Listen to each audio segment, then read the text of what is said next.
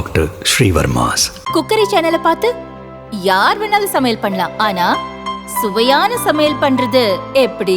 நான் இதயம் நல்லெண்ணெயில சமையல் பண்றேன். ஆஹா ஓஹோன்னு பாராட்டுறாங்க. நீங்களும் இதயம் நல்லெண்ணெயில சமையல் பண்ணுங்க, பாராட்ட வாங்குங்க. தினம் தோறும் வாங்குவே இதயம் இதயம்.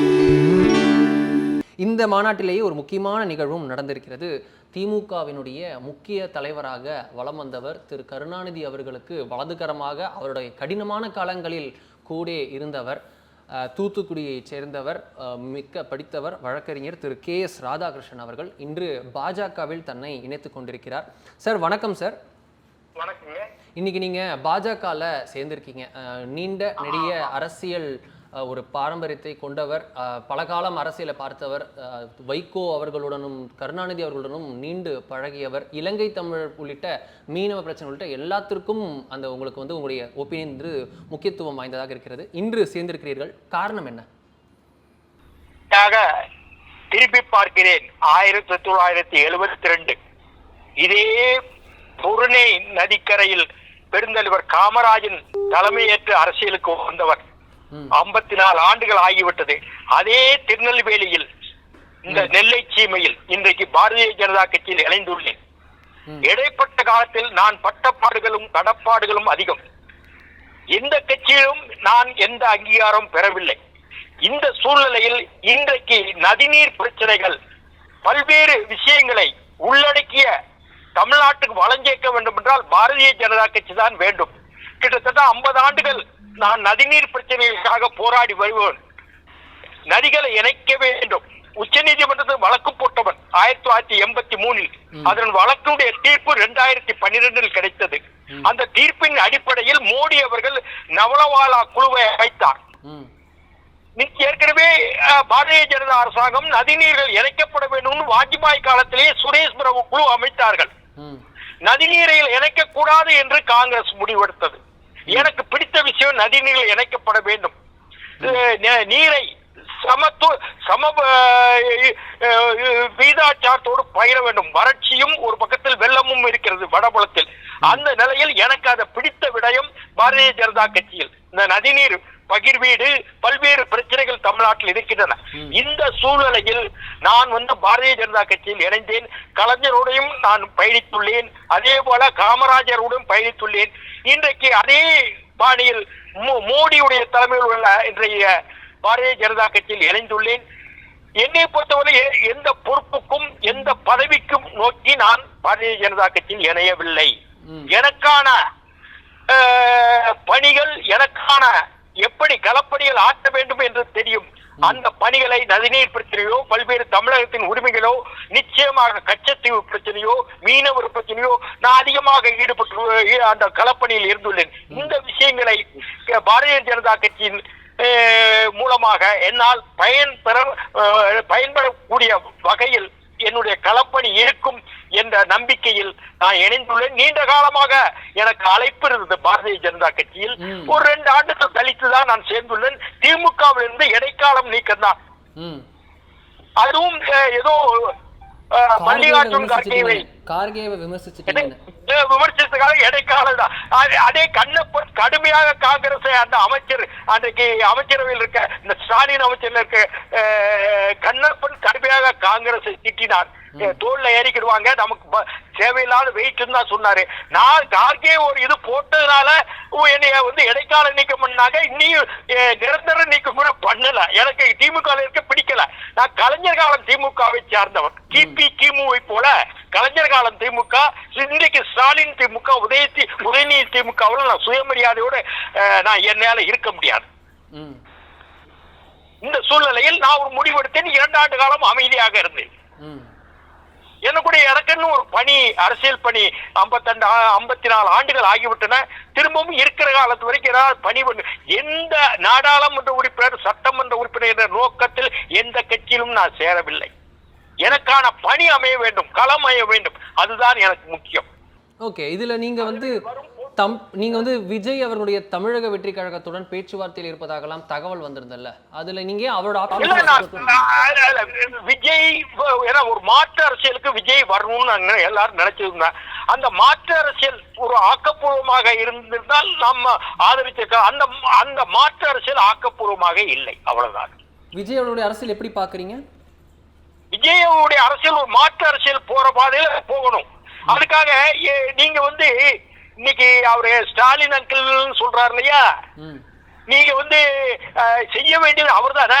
யாரு கட்சத்தையும் யாரு கொடுத்தது அவர்கிட்ட தானே கேள்வி கேட்கணும். மோடி கிட்ட கேட்கணும். காங்கிரஸும் திமுக தானே கட்சத்தீவு கேட்கணும். மோடி கிட்ட பிரதமர் மோடிக்கு கட்சத்தீவு கொடுத்தாரா அவருக்கு? மீனவர் பிரச்சனை காங்கிரஸும் திமுக கூட்டணியில் என்ன மாதிரி பண்ணாங்க? ஈழத்தமிழ் பிரச்சனை என்ன பண்ணாங்க? காங்கிரஸ் கூட்டணி தான் பண்ணாங்க. மோடி என்ன பண்ணியிருக்காரு? மோடி இத்தனைக்கும் எத்தனையோ கோடிகள் தமிழ்நாட்டுக்கு கொடுத்திருக்காரு. எங்களுக்கு பணம் கொடுக்கல. ஆனா அவங்கதான் கணக்கு நிதியமைச்சர் நிர்மலா சீதாராமன் தெளிவா சொல்லியிருக்காங்களே, தமிழ்நாட்டுக்கு இவ்வளவு பணம் கொடுத்திருக்கு, ஜிஎஸ்டில அவங்களுக்கு இத்தனை சதவீதம் போயிருக்குன்னு ப்ராப்பரா அந்த அந்த பதில் அதை விலைக்கு சொல்லியிருக்காங்களே.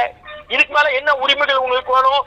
சரி, மோடி இன்னைக்கு உள்துறை அமைச்சர் அமித்ஷா பேசுறாரு, குற்றவாளிகள் யார் இருந்தாலும் பிரதமர், அமைச்சர்கள், முதலமைச்சர் யார் இருந்தாலும் உள்ள போகணும் தான் சொல்றாரு. அது பாஜக இருக்கவங்களுக்கும் அப்படி தப்பு விட உள்ளதான் போகணும் தானே அர்த்தம். உங்களை மட்டும் சொல்லலையே. ஏன் பயப்படுறீங்க இல்லையா? 130வது அரசியல் சாசன திருத்தம் எந்த முதலமைச்சராவது அமைச்சராவது குற்றம் புரிஞ்சு சிறைக்கு போயிருந்தால் அவங்க பதவி இழக்க வேண்டியதுல உங்களுக்கு என்ன கஷ்டம் இருக்குது? அது எல்லா கட்சிக்கும் சார்ந்தது தானே.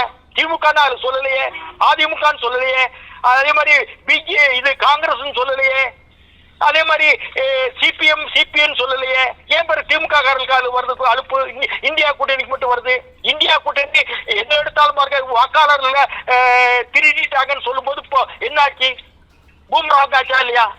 எல்லாம் பொய்ன்னு ஆயிப்போச்சு. ராகுல் காந்திக்கு என்ன ஒரு ஸ்பார்க் இருக்குங்க, நீங்களும் பாக்குறீங்க. ராகுல் காந்தி என்ன ஸ்பார்க் இருக்குது? அவரால் தொடர்ந்து பேசிட்டு வர்றாரு, பிறகு யாத்திரை போறாரு. சாமானியர் மோடி டீ கடைக்காரரும் அது வந்திருக்காரு இல்லையா? இந்தியாவின் உயர்ந்த பதவிக்கு வந்து ஒரு நேருக்கு அடுத்து லாங்கஸ்ட் டென்யூர் பிரைம் மினிஸ்டர் அவரு பேர் வாங்கிட்டாரு இல்லையா? இந்திரா காந்தியை விட அதிகமான காலம் பிரதமராக இருந்துட்டாரு, பேர் வாங்கிட்டாரா இல்லையா? இது வந்து மோடி வந்து ஏதாவது லஞ்சம் வாங்கியிருக்காரா? தன்னுடைய அம்மாவை வந்து இறந்துட்டாங்க, இறுதி சடங்கு யாருமே வரக்கூடாதுன்னு நானே அடக்கம் பண்ணி, அது குடும்ப விஷயம், நான் அடக்கம் பண்ணிட்டு வந்து மறுநாள் உடனே வந்து அரசு பணியில் போயிட்டாரா இல்ல? அன்னைக்கமும் அடக்கம் பண்ண அன்னைக்கமும் எவ்வளவு எளிமையான மனிதர். அவங்க அம்மா பெரிய பேலஸ்ல இருந்தாங்க, பார்த்தா பழைய டிவி ஸ்டாண்டு வீட்டுல தான் இருந்தாங்க குஜராத்ல. இங்க எப்படி இருக்காங்க இவங்க? இங்க அமைச்சர்கள், இவங்க வீடுகள், இவங்களுடைய போக்குவரத்துகள், இவங்களுடைய கார்கள், அவங்க அம்மா போறது எப்படி, அவங்க ஒய்ஃப் போறது எப்படி, மகன் போறது எப்படி, பேரன் போறது எப்படி இருக்க? மோடி ஏதாவது பண்ணிருக்காரா? இதெல்லாம் பார்க்கணும்ல. ஓகே, பொது வாழ்க்கையில் தூய்மைப்படுத்துறதானே. ஓகே, இதுல திரு அமித்ஷா அவருடைய விமர்சனம் முக்கியத்துவம் வாய்ந்ததா இருக்குல்ல. உங்களுக்கு வந்து அங்க ஸ்டாலின் அவர்களுக்கு ஒரே ஆசை உதயநிதியை சிஎம் ஆக்கணுன்றது, அங்க சோனியா காந்தி அவர்களுக்கு ஒரே ஆசை ராகுல் காந்தியை பிரதமர் ஆக்கணுன்றது, இதை நாங்க தடுத்து நிறுத்துவோம்ன்றாரு. அதுக்குதான் நான் வந்து கலைஞர் காலத்துடைய திமுக வரைக்கும் இருந்துட்டேன்.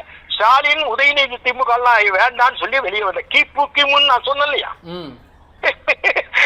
துரைமுருகன் போய் அவருக்கு போய் சால்வு போடுறான்னு என்ன இருக்கு? இந்தப்பா நான் 54 வருஷம் பெருந்தலைவர் காமராஜர் காலத்துல அரசியல் இருக்கேன்.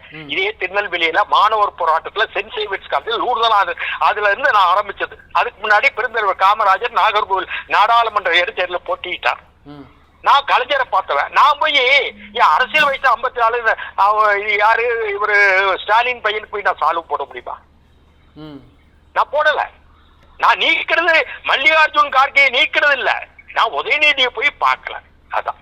ஸோ உதயநிதி அவர்களை தடுத்து நிறுத்துவோம் அவர் ஆட்சிக்கு வருவதில் முதல்வராவதில் இருந்து அப்படின்னு அமித்ஷா சொல்றார். பாசிபிளா என்ன? ஆமா, அவருக்கு என்ன உதயநிதிக்கு என்ன குவாலிஃபிகேஷன் இருக்குங்க? வந்தாரு ஒரு 6 வருஷத்தே வந்து நாடாளுமன்ற தேர்தலில் ஈடுபட்டார். 2019 ஒன்னு இளைஞரணி செயலாளரை போட்டாங்க. இளைஞரணி செயலாளர் அடுத்தது எலெக்ஷன் டிக்கெட் கொடுத்தாங்க எம்எல்ஏ போட்டி போடுறதுக்கு சேப்பாக்கல. உடனே வந்தாரு, கொஞ்ச நாள் இருந்தாரு, கொஞ்சம் மந்திரி ஆனாரு, பிறகு துணை முதல்வர் ஆயிட்டாரு. யாருக்கு? துரைமுருகனுக்கு பக்கத்துல உட்கார வச்சுட்டாங்க. இது என்னங்க அரசியலா? என்ன அர்த்தம்? ம். வாரிசு அரசியல் என்பது நாட்டுக்கு கேடு, அரசியலுக்கும் கேடு, பொது வாழ்வுக்கும் கேடு. அடிமை சாசம் தானே. நீங்க பிரிட்டிஷ்காரன் பேர்ல ஜாகீர்தார், ஜமீன்தார் இருந்தார்கள், உங்களுக்கு நல்லா தெரியும். புதுக்கோட்டை மன்னர், திருவாங்கூர் மன்னர், அவங்க படிப்படியா அவங்க பிள்ளைகள் இதுக்கு வந்தாங்க. அது மாதிரி தானே இருக்கு. அண்ணா இது அப்படியா திமுக நிறுவனர் வம்சாவளி வழி வாரிசு அரசியலுக்காக தான் திமுக தோணு அண்ணா தோங்கினாரா? அண்ணா பையன் என்னாச்சு? டாக்டர் பரிமளம் கிணத்துல வந்து தற்கொலை பண்ணிக்கிட்டார். அவர் அண்ணாவுடைய பையன் இறுதிக்கு தகனத்துக்கு கூட இவங்க யாரும் போகல திமுக இருந்து. அண்ணா நிறுவன கட்சி இப்ப அண்ணா நினைவிடம் மறந்தே போச்சு. இப்படியா இருக்குங்க அரசியல். தமிழ்நாட்டு அரசியல் ஏதோ திராவிட மாடல்ங்கிறது இது வெறும் மாடல், ஏமாத்துற மாடல். இது வந்து அடிமை மாடல். அந்த மாடல் என்னால அடிமையா எங்கே இருந்தது கிடையாது. மனசுல பட்டது பேசுறேன். ரொம்ப நன்றி. அரசியல்லாம் ஏன் எதற்குன்னு தானே கேட்க வேணும். அது கேட்கறதுல கேட்க கூடாது. எங்களுக்கு அடிமை. ஏங்க சேகர் பாபு என்னங்க கலைஞரை செஞ்சார் சட்டமன்றத்தில் உங்களுக்கு தெரியுமில்லங்க? என்ன மாதிரி கலைஞர் நடந்துக்கிட்டாரு? இதே ஸ்டாலின் மாதிரி நடந்துக்கிட்டாரு இல்ல? நான் கேட்கிறேன், சட்டமன்றத்தில் எவ்வளவு மாதிரி நடந்துக்கிட்டாங்க. இன்னைக்கு அவர் வந்து அங்க ஒரு நடத்துறாருன்னா என்ன, அவர் தான் முக்கியம் நினைச்சானா என்ன அர்த்தம் இருக்கு? புரியலையா? ரொம்ப நன்றி திரு ராதாகிருஷ்ணன். வாழ்த்துக்கள்.